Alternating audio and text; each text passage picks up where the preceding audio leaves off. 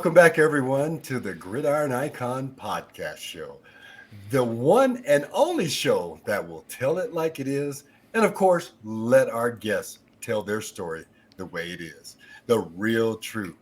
And we love to have iconic superstars on this show, and certainly we're going to have one tonight. But to kick it off, the most iconic one is my partner on this other screen, Mr. Stacy. But look at him. Stacy doesn't even realize he is it.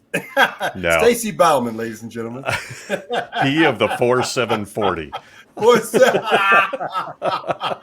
Well, we're going to roll from that. That's supposed to be iconic. That ain't too iconic. But we do have a very special, iconic guest this evening. Diehard Rams fans will be thrilled to hear from tonight's guest, a member of the Horns from 1980 to 88. Big number 44, and he's still in good shape. You might be jealous. He went to the Los Angeles Rams as a sixth-rounder and lives in L.A. running back lore. Who can forget Mike Guman, ladies and gentlemen? Changing from feature back to fullback, where he played on those high-flying Rams offenses and was key in Eric Dickerson's record rushing season. You know what, Mike? I was too, blocking on the outside. Ladies and gentlemen, tonight's iconic guest, Mr. Michael Guman. I love it. Preston, This is way too exciting. Yeah, thank you for having me. It's an honor to be here. It's great to see you again, too. You know, it just brings back some wonderful memories from those days back in Anaheim, back in L.A., and, the football that we had together. It was awesome. Oh, it was awesome. And I tell you what, Stacy, we've had a few guests, and they've all been pretty favorable folks in my book. But this young man, the moment we met, it clicked. And ironically, you always wonder what specialness people bring to it. And sometimes it's just so natural. And for what he came to LA to do, if you looked at Mike, you'd go, okay. What's that other number 22 kid that came from there? He was pretty good too.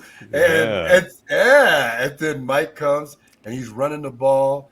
He's totally different. Left-handed, running the ball, and I mean blocking, catching. I mean, that was one of the things I really liked about him, because he could go out of that backfield and catch the ball. Mike, man, let's just take this thing from the beginning. Start from day one. When sports became a part of your life, how did you get introduced to it? Well, that's really going way back. Let's go. Well, I grew up in a family. I had three sisters, and my dad was an athlete. He played in college at the University of Penn and at a small school back here in Allentown, or in Bethlehem, Moravian College. But, I was always attracted to sports. I started playing Little League and when we were this high and, at 7, 8 years old, and then started playing football. Actually, I went to a Catholic grade school in Bethlehem, and they had a CYO team that as fifth graders, you could start playing, but you were playing with eighth graders. And I started in fifth grade and showed some ability, and, they had to go get permission for me to play in the game because I was so young. And, it started from there, and then, went on high school in Bethlehem at Bethlehem Catholic. And I was attracted to a lot of sports. I played, back then, it was different. You played, when seasons changed, you played that sport. We didn't have lacrosse, we didn't have soccer, we didn't have all those things. It was just basically the three major sports. Were football, basketball, and baseball. And, you'd play football until the season ended, and then next Monday you went to basketball practice and took your sneakers and went to basketball. And as soon as basketball was over in the spring and March, then you took your baseball cleats and, went out on the baseball field. I did that all the way through, probably from, 9, 10 years old, until out of high school. And then going to college, and one of my prerequisites when I went to college was that I could play baseball too. So Turno was one of the ones who would allow me to do that. So I said, I'm not coming here unless you let me do both. And so Wow. I played 2 sports in college he wouldn't let me play my freshman year. You know, Paterno wouldn't let me play my freshman year. I had to go through spring practice at Penn State, but then I played 3 years of baseball after that, you know, at Penn State as well as football. So it was all sort of ingrained in me. And, you know, I know it's a different world today, but I think a lot of the high school kids and such are missing out so much because they concentrate mostly on one sport right now. That's true. That's true. You know, I enjoyed doing all of them. So it was from early stages that I got involved. You know, you're one of the many that have been on our shows and have talked about their childhood sports and where they started. And you're right along with everybody, baseball, football, multi-sport. And but tell us, do you have a favorite, or did you have a favorite? You know, growing up, I probably it would have been baseball. You know, honest to gosh, I mean, probably it would have been baseball. I was a pitcher. I mean, I played in high school. I played multiple positions, but primarily a pitcher. I got drafted by the Texas Rangers out of high school as a pitcher, and but I decided to go to college. You know, not go right. You know, into the baseball group. You know, I came from a family that, you know, academics was important, and you know, I wanted to go to college and get my degree and all of that. And you know, and then I did do both in college, but ultimately, when it came down to it, I always thought it took a little bit more though to play football. You know, that's what sort of attracted me a little bit more to that. Even though I probably enjoyed baseball a little bit more, I just thought, you know, baseball, you threw your cleats over your shoulders. You know, I'm going to throw 20 minutes of batting practice and run a couple of sprints and, you know, call it a day. You know, football, you know, you got that 2.5 hours of two-a-days, you know, in the summer and then in 85, 90-degree heat. And you're worn out. It just Okay, Mike, I got to tell you, and Preston will back this up, Mr. 388 himself. I don't know a longer streak on this show that is supposed to be all about football, by definition, where we have had so many guys that started sports with baseball. So interesting for a guy that ran the ball and played at a school like Penn State. You loved baseball, but you ended up a football player. Was that was it tough for you to give up baseball and focus? you know, the nice thing was that I was able to do it in college. After college, I mean, I knew that football was my path, you know, as a professional athlete. Even though I still love baseball and probably would have had a shot at it, but you know, it's a much harder and longer route. You know, at least through football, you're right there in the NFL immediately. You know, in baseball, you have to go through, you know, the minor leagues and, you know, sort of work your way up and things like that. So that sort of helped in my decision as well. You know, I'm not sure I had the patience then to, you know, to go through it, you know, probably for as long as it would have taken to get to where I wanted to get to. Yeah, all those bus rides, the bad food, the hotels, the baseball guys always tell us. Mike, tell us how, and again, as a guy that was a fan watching you and watching guys like you and Preston, how did you end up at Penn State playing for Joe Paterno? And if it's fair to ask, with all the controversy that surrounded the program, and we don't need to go into that, what would you like people to know about Coach and your experience there? Well, that's first of all, thank you for bringing that up and everything. Absolutely. Too. Honestly, growing up as a kid, I wasn't a Penn State fan. You know, a lot of people in Pennsylvania are, you know, but I really wasn't. I went to 12 years of Catholic grade school, and my family was a big Notre Dame family. You know, they love Notre Dame, and yeah, and I got recruited pretty heavily by Notre Dame. But, you know, it was a little far away. And if you remember back then, Dan Devine was the coach at Notre Dame when I was coming out of high school. And, you know, he was a great football coach, but in all honesty, no disrespect to him, but he had about as much personality as the chair I'm Yeah. sitting on. Oh my And then goodness. Paterno back in the, back then, he was in his 50s, early 50s when I was getting recruited, and he was a very dynamic guy. And it really just came down to, too, that Penn State was closer to home, to be honest with you. It was from the Lehigh Valley. It's a 2.5-hour ride, up to State College, Pennsylvania. I knew my family would be able to see all our games and be there. And, Joe obviously still had a big part of it. He was, if I think of the most influential people in my life and the people who have helped me, become the person I am and who I am, right after my parents, it's him.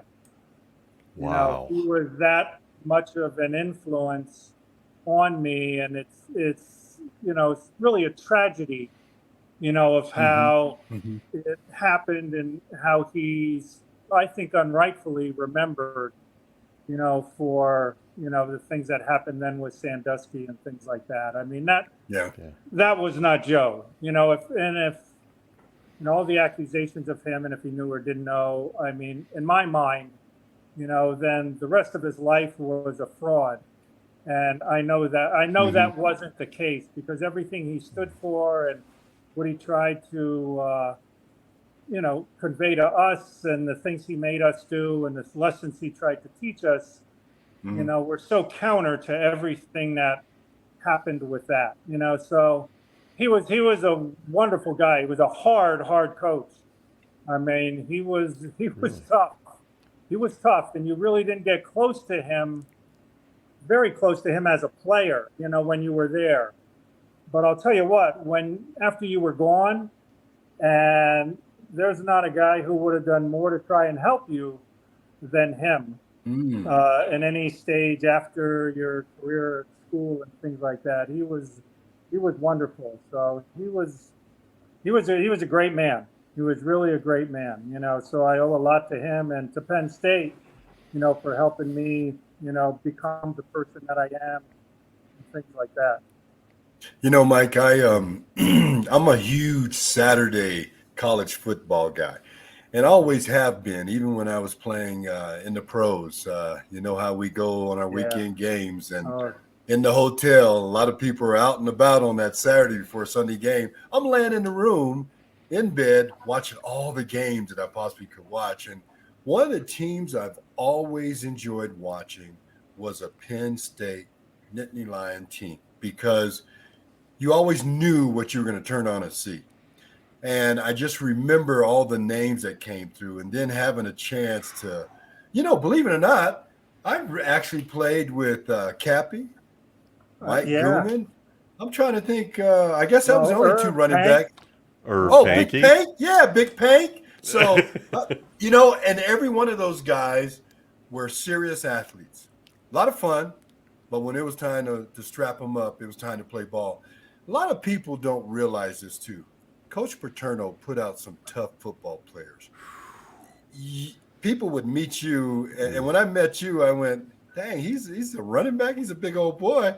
I said, but he got too big a smile. Is he that tough? And it's just natural that it came out of you from the disciplines you learned.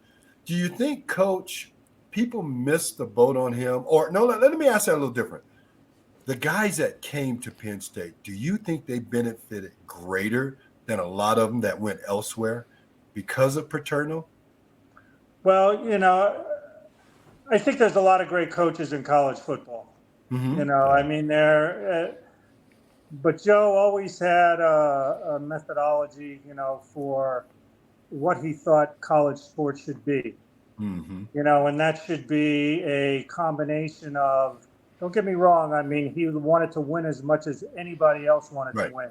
Right. But he wanted you to, after you left there and your experience there, to be a better person than when you came in. Not just a better football player, but a better person. And be a person who would be able to be a good father, be a good husband, be a good partner in a business, be able to contribute to society and make the world that we live in a better place.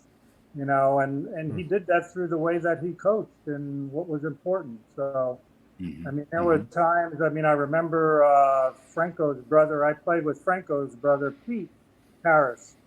Pete was an All-American safety, and he was in our class at Penn State. He was in our class. And Pete, didn't, one semester, or a couple semesters, he was lackadaisical, and, he didn't, do what he needed to do in the classroom, and he ended up, flunking out, really. Wow. And I remember he went to Paterno's office, and he was expecting Joe to say, hey, don't worry, Pete, we'll take care of it. You'll be back in and ready for training camp, when we start in the summer. And he walked into Joe's office, and Joe goes, well, I'll make any phone call for you don't want me to make. I'll call other coaches if you want me to call them and things like that. He said, this is the bed you made. You got to lie in it. And, wow. Pete missed that next season because he academically was ineligible. But he made him, it was Pete's decision too then to work, to study, to get back in, and get back enrolled in school. And then he came back. But, he would have said that you're done. You're off the team. You're not here anymore. And this is, Wow. one of the most iconic players or families in Penn State history, the Harris family, with Franco. And, then he was one of the other sons, and Giuseppe was the other one. And they were all up at Penn State. But he made no exceptions, even for the Franco Harris family, type of thing. Wow. So, I mean, that's sort of who Joe was. That's what he stood for. Great insight into Coach. Yeah. Wow. Yeah. I have to ask before we move over to the West Coast, before we leave Pennsylvania, in all seriousness, what is in the water up there? Like, I have never seen a state, yourself included, that turns out better running backs and better linebackers than Pennsylvania. Yeah. And sorry, absolute slip of the mind. How about the quarterbacks? Maybe you've The heard of quarterbacks, them. yep. Montana, Marino. Yeah. What is in the water in Pennsylvania? In all seriousness, what do you owe that? Such a hotbed of talent going back 5-6 decades. Well, if you think, and you bring that up, Stacey, going back 5-6 decades, when you think back in, even the 60s and 70s, 50s or whatever, the big states, that you looked at for football, back then, it was sort of like Texas, Ohio, Pennsylvania, they always, Pennsylvania is really very much more of like a blue collar, type of community and towns and cities that you have. You have the two big bookend cities of Philadelphia and Pittsburgh, but then the rest of it is very rural, Right. and you got a lot of farm boys, a lot of hardworking kids, who had to help in the family and things like that. And, another big sport that's very popular here too is wrestling. Wrestling is huge in the state of Pennsylvania. And, I think that football and wrestling just sort of breed a different type of athlete, and I think that's when you look at the kids who came out of Pennsylvania, they were sort of tough, hard-nosed, hard-working kids. And I think it's from, that mentality, that came here. So, yeah, but you're right. I mean, the state has produced a phenomenal amount of great players, Hall of Fame players, really. It's unreal. Yeah, Joe Namath was from here. He was out in Western PA. You forgot, Namath. Yeah. I mean, they even go Jim back Kelly? then. I think Jim Chuck Kelly's from Bednarik, there. Chuck Bednarik, Concrete Charlie, was a Bethlehem kid. He grew up in Bethlehem, in the south side of Bethlehem, and and back in the '60s, was one of the greatest players that ever played. Yeah. Just there's a couple of folks that Jimmy Moore was from Pennsylvania. I played high school ball with him. He's not alive anymore, but he was a superstar athlete who transferred into our high school at Marcos Aniza in Tempe. He went on to Ohio State to become an outstanding tight end and played for the Colts. But Jimmy was a guy that grabbed the Clemson linebacker. Well, grabbed Woody off of the Clemson linebacker, big number 99. And then Gene Huey, one of our past iconic guests, also from Pennsylvania. Coach. So there are a lot of iconic people that come out of there. So I don't know. Maybe it's in the water. Maybe it's just in the birthrights. It's in the water out there, man. My grandfather was Pennsylvania Dutch. So I've heard all and he actually got to go to school for a time with Jackie Robinson. Wow. It's just some incredible stories, but just a hotbed of talent. Okay, Mike, we got to move on to the blue and the yellow. As you can tell, I'm pretty fond of it. Wait. Stace. Oh. We can't, we can't get away from that last bullet. You're going to ask? Okay. Teammates. Teammates. Let's be real. I think I know what's coming, but that's okay. He knows what's coming. Okay. Goo, you know what's coming. Tell us about it. 79, Alabama. Yeah. Fourth down play. Come on, let's go there. Yeah, in all honesty, and I was very fortunate. I was very fortunate to play on some great teams at Penn State. My sophomore year and my junior year, we were 11-1 in both seasons. And all honesty, I think my sophomore year team, even though we played for the national championship in '79 with that team, I think I liked my sophomore year team even a little better, to be honest with you. And part of the reason was some of the guys we had on offense. If you remember a guy by the name of Jimmy Cephalo. Jimmy was a great receiver. Played in the league for a lot of years with the Dolphins and was a great broadcaster, for many years. Oh, that's right. And Mickey Schuler. Mickey was a tight end for the Jets for many, many years. They were seniors on that my sophomore year team. And we had a little more, I think, firepower, explosiveness on offense. Chuck Fusino was our quarterback, and we lost to Kentucky, believe it or not, early in the season that year in a rainstorm up at Penn State. I forget the score, 24-20 or something like that. We lost that game. And we didn't really get a shot then in the bowl games because they were handled differently than they are now. Right. But I think that team was a really, really good team.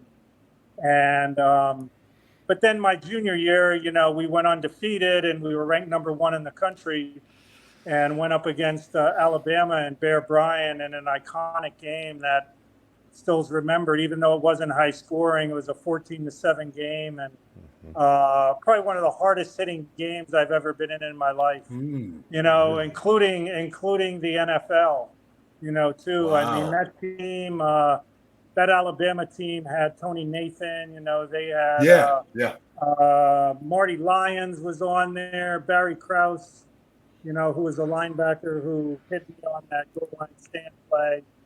And it just what a great game. I still feel, even though it didn't come out our way, I was still very honored, to be able to play in that game against such a high quality team like Alabama and a coach like Bear Bryant.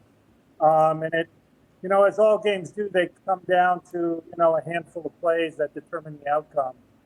And, that goal line play, there was a lot of controversy, I think, on our sideline as to what we should run on that fourth down call.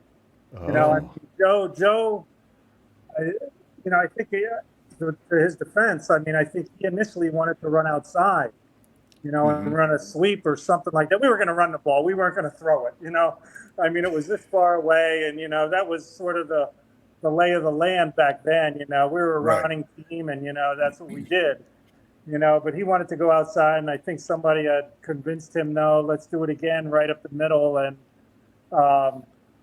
that play ended up being on the cover of Sports Illustrated, where I got on fourth down and, got stuffed at the line of scrimmage again, with it. But, it was heartbreaking and it still is, I still wake up sometimes at 2 or 3 in the morning and have nightmares about it. But 40 years ago, whatever, Oh, wow. Longer than that. But what a game, and it's just one of those things. Sports is sports, and you get opportunities, and you got to take advantage of them. And we weren't able to capitalize on that. What most people forget about that game then too, though, is afterwards. I mean, after that play, they got the ball. Obviously, our defense did an unbelievable job and held them. And there was still time on the clock. Everybody thinks that was like the last play of the game. It wasn't. Right. There was still like about 4 minutes or so left in the game. And we held them, and they called timeouts. And their punter, they came to punt the ball. He's punting out of his end zone. He shanks the punt, and we would have got the ball on about the 20-some yard line or 25-yard line. But Paterno, this was Paterno, he was so in tune to details. He looked on the field, and he knew we had more than 11 guys on the field. And he started screaming and yelling for, one of the guys to get off. And the refs didn't pick it up. But they picked it up because they saw Joe yelling. Oh. And then they counted, and they threw the flag, for 12 men on the field, too many men on the field. And that penalty gave Alabama a first down. Yeah. And, sealed our fate, and gave them the national title, But what a game. What a great football game. And you wouldn't believe I still, Preston and Stacy, to this day, I still get probably at least once a year or twice a year, all get sent to me from wherever. It might have been New Mexico. It might be from Wisconsin. I still get the original cover of that 1979 Sports Illustrated. Really? With a nice little note, attached to it. Been a big football fan, da-da-da-da-da. Would you please sign the cover, the Sports Illustrated cover from that Sugar Bowl game in 1979. Wow. Honest to God. Honest to God. I believe it. That's an iconic game in college football history. And it kind of hit me listening to you, Mike. First, I love that you were vulnerable enough to share. I still wake up thinking about that play. Every guy does. Not on that stage like you, but it also hit me. Hey, Preston, did something else happen to you in 1979 that didn't end the way you wanted it to? 79-80? He was in a big game, too. I was in a big game. He was in a big game that year, too. Hey, we all have our stories, Yeah. We got them.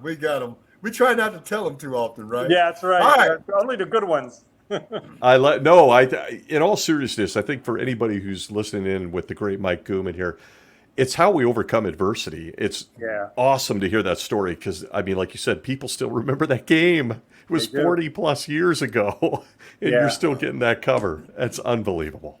Just unbelievable. But things got better for you because you joined my co-host and became his teammate out on the West Coast in Los Angeles, where legends wear horns. That's my phrase. I'm trademarking that.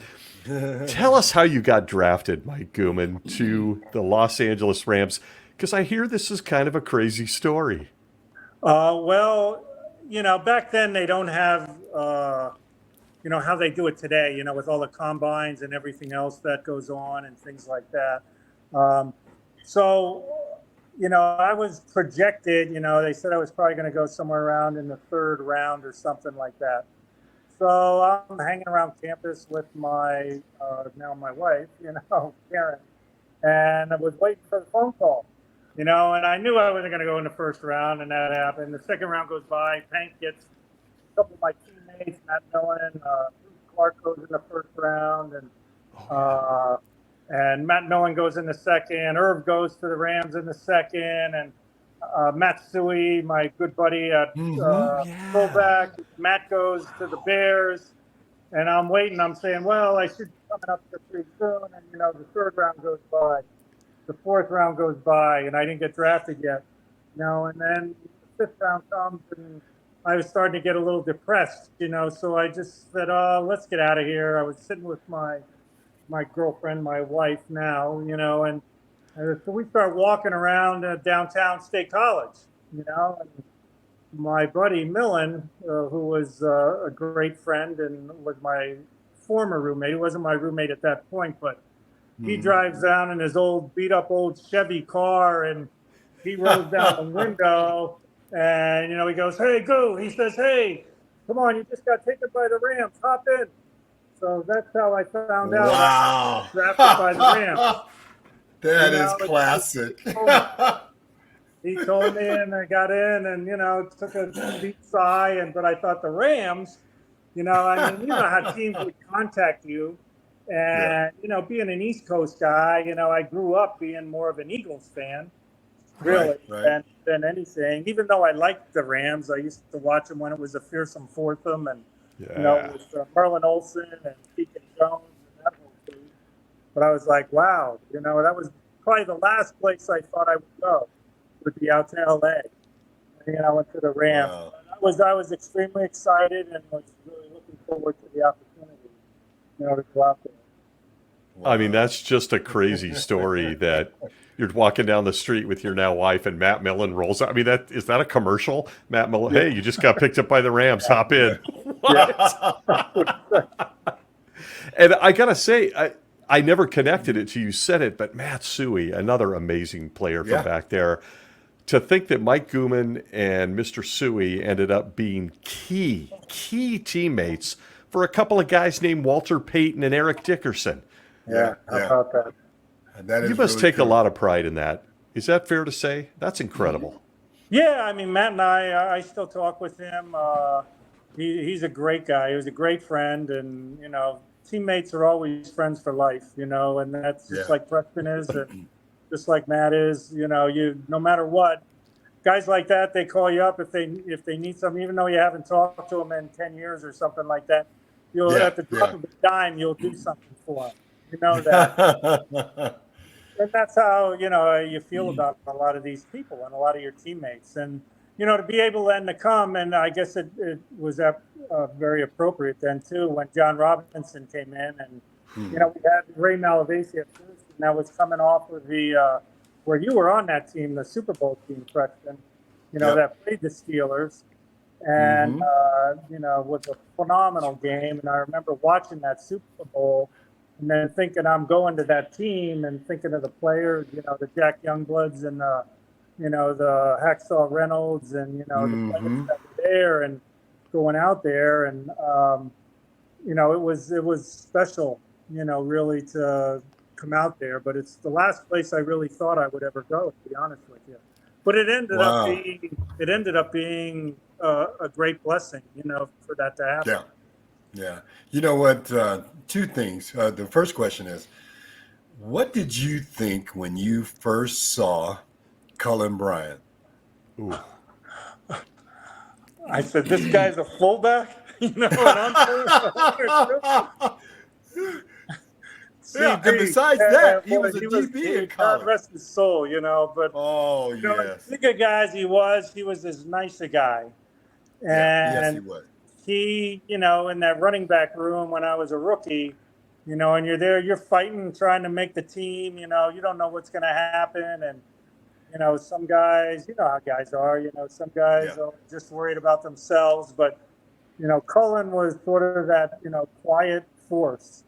Didn't really say a whole lot, and everything, but was one of the nicest guys in the world and would do anything for you and tried to help me as much as he possibly could, in the role that he was in.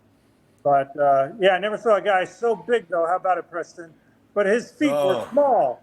I mean, he was about a size 8, He was what? No, not that small. Yeah, but they were small, big. Though. You'd think he'd be like a 12 or something. He was probably like a 10, maybe around there. But he had small feet. But he was, 245 pounds. And I'd walk in, solid, where we had Ram Park and everything. And he's sitting on the bench, doing 405 on the bench, like it was like 5 reps on it, like almost like he's doing it with one hand. He was a beast. He was a monster. Yeah, he was. He had a great game face too as a fan. Yeah. He'd look through the face mask when they honed in, like in the eye for man. I'm like, that guy's scary, man. Yeah. He just had the face, like I'm coming. Yeah. Yeah. So I think we missed this, Mike. You actually came to Penn State as a DB, and switched to running back. Now, when you went to the Rams, did you have your eyes on a feature back role, being the tailback, until old number 29 showed up on the scene? Well, first of all, at Penn State, I got recruited as a running back or as an athlete. Okay. And Paterno always would try to take his best athletes and put them on defense. So that's what happened. In my freshman year, I started in training camp in the secondary. And then in the fourth game of the season, we got off to a lousy start. We were 1-3, and he moved me to offense, and he inserted Matt Millen and Bruce Clark to linebackers in our defense. And we won the rest of our games that year until we got up to play Pitt with Tony Dorsett, who won the Heisman that year, and they won a national title. We lost to them and to Notre Dame in the bowl game. But I played offense the rest of that in my freshman year.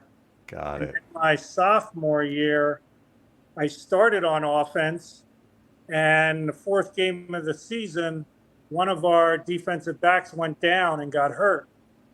And Paterno called me into his office, and he said, you don't have to do this, but we'd really like you to move to cornerback. So this was in the fourth game of the season. And actually I was supposed to try to play both ways, but I got sick. And you walk into Paterno's office, you're not going to tell him no. Right. I'm a 19-year-old kid, and he's calling me in asking me to do this. Now I'm not going to say no. I'm going to be selfish, and I'm going to do what's better for me and not better for the team. I played the rest of my sophomore year, the last 7 games in bowl game. I played in the secondary as a cornerback, and then he let me make a choice as to what I wanted to do for the remainder of my career. I moved back to offense then after that. Okay. So for my senior year, I played the last 2 years as a running back, and then I got drafted by the Rams, more as a running back than as a defensive player. Yeah, gotcha. They knew that I played both sides of the ball, with that. Yeah, that's just incredible story. We moved off the fact that you were a two-way player there for a while on both sides of the ball. When you came to Los Angeles, I mean, every time, do you watch the NFL now and hold your breath every time 1984 comes on the screen and somebody's getting closer to 2,000 yards and you, sir, are the fullback that made that happen and was part of the other 11 guys that made that happen? What does that mean to you, that whole record with Eric, since you were such a big part? You think about it today and you think of all the great players that have played in the NFL, even since then, and that record still stands. That is really quite a tribute to Eric, and we had a part in that, to help. But I mean, he did a lot of work. There's no question about that. And I remember when Adrian Peterson came close. He came close, and I forget where we were. I think it was at Jackie Slater's Hall of Fame induction in Canton, Ohio. He and Jack Youngblood went in the same year, and Jackie invited my wife and I out to that, and we went to that, and Eric was there too, I think, at that induction.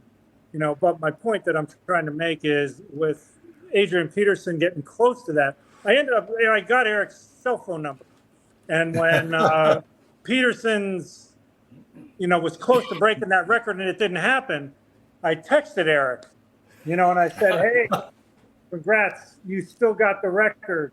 What was really cool, though, is he texted me back and he said, no, we got the record. Baby. I mean, that's what it's all about. Yeah, he appreciated, the work that everybody did to try to help him accomplish what he did. I mean, he was a phenomenal running back. When I think of the greatest running backs that have ever played in the league, going back to Jim Brown and everybody else, he might not be in everybody's top 5, but he's in my top 5. You know, Oh. there's no Oh, question baby. about Yeah. that. He's There's gotta no be. question about that. And that says a lot for the guy who was just a foot in front of him, leading him through the A gap there more than once. There's nobody more beautiful, and it's a really weird thing to say about a guy in football, but Eric just makes you watch those clips, and I still just stand there with my jaw open. He's so beautiful running the ball. Yeah. He's just perfect. Yeah. I mean, Well, you know, he just looks like Preston, a deer. when John came in, when Robinson came in that year, Yeah. and you know, they drafted Eric, and you know, we were coming off of a, you know, a rough season and everything like that the year before. You know, it was that strike year and everything. Right here. Yep. And you know, we were tired of losing, you know, and Robinson came in and brought a new mentality, you know, to the team, and you know, said, you know, we're going to run the football and we're going to run it well. And you know, it was just a pleasure, you know, to be in an offense like that and to watch a guy like Eric, you know, do the things that he did. And you knew that after setting, you know, what he rushed for 1,800 yards his rookie year, and then, you know, we knew that it was in reach, you know, if everybody stayed healthy, and you know, we could do it, and he did. And like I said, to think that here it is, you know, almost 40 years after the fact, with all the great players that have been in that league, and that record is still there. Yeah. You know, So even with adding on, well, now they play extra games, you know, more games. Yeah. Extra games. Right. Yeah. Right. You know, Yeah, it's a good point. 17 weeks now. I mean, it's just incredible, Mike. Yeah. That's a great feat too. I mean, it's just awesome. Yeah, and I think that Rick, I love that story about Dickerson and you and him texting, because that's what makes football amazing in my mind. And I want to get into it. Is like no one seems to, well, not no one, that's too harsh, but I think it gets lost sometimes. This is 11 different guys from 11 different walks of life doing a dance on every play for 3 hours that all depends on the guy next to him. And if the other guy doesn't dance right, it's just an incredible metaphor for life, man. Well, that's what, you know, and you said, well, why did you choose football over baseball and things like that? And it was something, I think there's those kind of things, like you said, Steve, that are, you know, that make football unique. You know, you can have the greatest athlete, the greatest player in the world, but Eric Dickerson is not going to get a yard unless the guys in front of him, you know, do their job, you know, and do that, no matter how great a player he is, you know, with that. Or Jerry Rice can't catch all those passes, you know, if Joe Montana isn't protected, you know, to throw the ball to him. And you have a guy like Montana who can do that, or same thing, you can name the player or whatever. You know, Brady couldn't do the things that he did. 100%. Oh, right. All those people. And you're right. It's a metaphor for life. You know, that success in life happens when you can rely on other people and they can rely on you. And that's what football is. Yep. This is so cool. Yeah, it is. Gentlemen, the hour is growing late. And Mike, we got one more question we got to ask you before Stacy gets to the 2-minute drill. And that is, tell us what you are doing today outside of the game you left. Well, when I left football, my wife and I are both from Pennsylvania. And even though we love Southern California, it was very much home to us, no question about it. But my wife had lost her mom, you know, a couple of years before that at the very young age of 56. And we just wanted to get back home, you know, because family was important to both of us. So we picked up and moved back to Pennsylvania. And, you know, I was trying to find, here I was with 3 kids at the time. And, you know, trying to find out at 31 years old or 32 what I wanted to be when I grew up, you know, type of thing. And I ended up getting into the finance business. And I worked for 30 years in the asset management industry, working for mutual fund companies. So I spent most of my career with a company called Oppenheimer Funds. And then spent the last couple of years with, we got acquired by Invesco, which if you watch NCAA basketball tournament all the time, our commercials are on there for the Triple Q ETF. Yep. So I spent my career as in this industry as the term they call it sort of like a wholesaler. So my clients were the financial advisors the Merrill Lynch's, the Morgan Stanleys of the world, they were Right. my clients where I would market our investment products to them. And I did that, really up until this past year. So I turned 65 in April, and I've had a couple of health issues that have, limited my ability to do my job the way that it has to be done. So I'm basically sort of bowing out of that industry, now, and enjoying, retirement years right now. So. Oh man. Good Boy, for hey, we you. certainly, we wish you all the luck with that. We're Thank all you. battling with something. I gotta tell Yeah. you. All right, Stace, take it away, my friend. Okay, I'm looking I'd be forward to remiss. this 2-minute drill, Stacy. Oh, this is big time, Mike. This is big time. I'm going to take you right through the line of scrimmage here. I think we have to add though that we haven't had time, so we're going to have Mike back on for all you diehard Rams fans and Nittany Lions out there. You too, sir, are family royalty back there. Your sons have played football back at Penn State. You're being very humble, mentioning Franco and his family, but you two have a deep history there with your boys and whatnot in football and all that good stuff. So we'll get to that on another visit. But here we go. Mike Guman, number 44. Never did I ever think I'd have a chance to hit him up for a 2-minute drill. So this is great for this kid who grew up a diehard Rams fan. Okay, Mike, here we go. Rapid fire. This is where we get to know you. Grass or turf? Oh, grass. Love it. Here, I'm going to throw this at you. You got to speak from the heart here. Tailback or fullback? Ooh. That ain't hard. Oh, he went fullback. Oh, 44, ladies and gentlemen.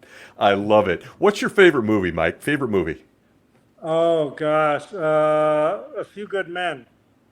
Oh, that's a great movie. God, that last scene. Okay. Yeah. I think the last question might be a giveaway here, right, Preston? Okay. Your most underrated teammate at any level? Any level. Oh. You can go back to Pop Warner. Bernard never got the deserve, all the things that he deserved. There you go. Oh, what a moment on this show. Number 88. That's my boy. I agree.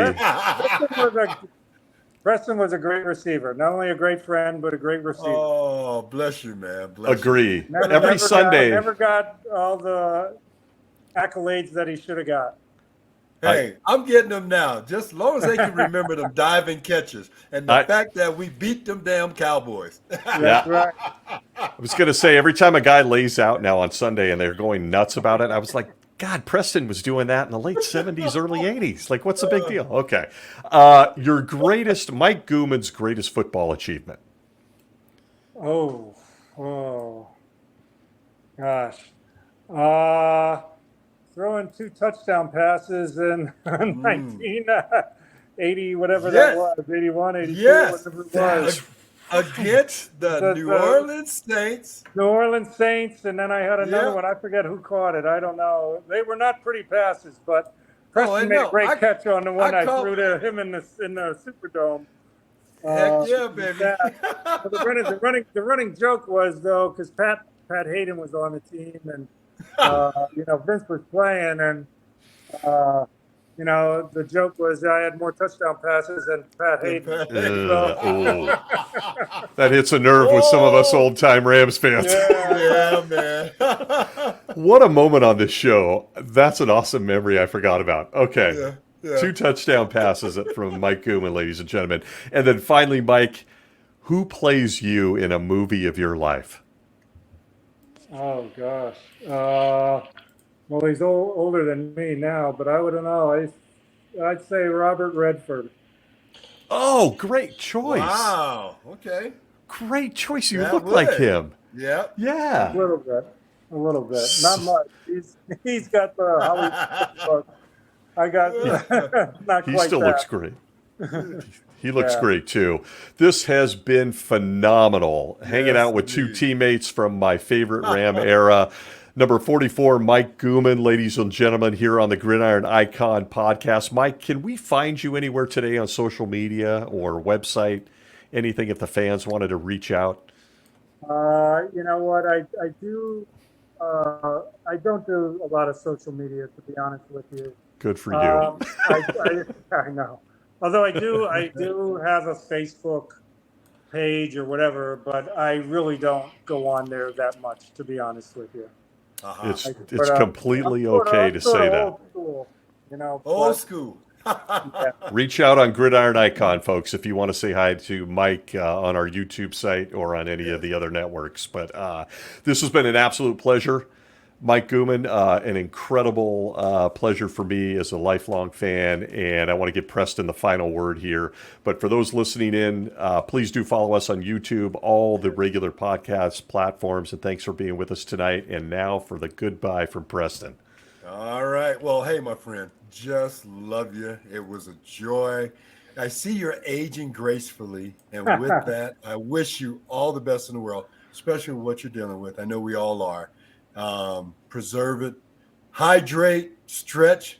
I hope you're still stretching because it's the only relief us athletes have. But man, thank you so much for being on the show with us. It just makes this thing pop. So we really appreciate it. God bless you. You too, Preston, and thank you, Stacy. I really appreciate it.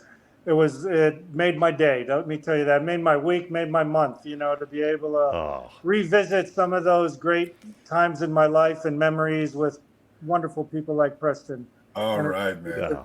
You too. What a pleasure, folks. The iconic number 44. He'll meet you in the A gap. Mike Guman. Thanks again. Follow us on Gridiron Icon, folks, and we will see you next week.